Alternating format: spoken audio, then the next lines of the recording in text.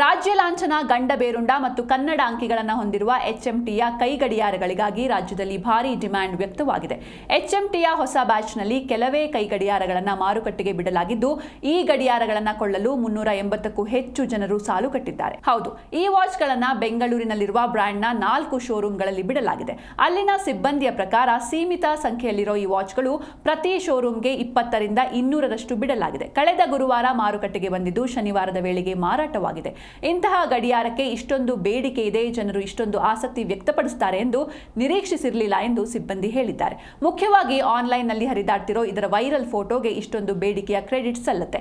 ಈ ವಾಚ್ಗಳ ವಿಶೇಷವೆಂದರೆ stainless steel body, silver case ಮತ್ತು ಕಪ್ಪು ಬೆಲ್ಟ್ ಅಥವಾ ಕಂದು ಪಟ್ಟಿಯೊಂದಿಗೆ ಚಿನ್ನದ ಕೇಸ್ ಹೊಂದಿರುವ ಸಂಪೂರ್ಣ ಬಿಳಿ ಡಯಲ್ಗಳಲ್ಲಿ ವಿನ್ಯಾಸಗೊಳಿಸಲಾಗಿದೆ.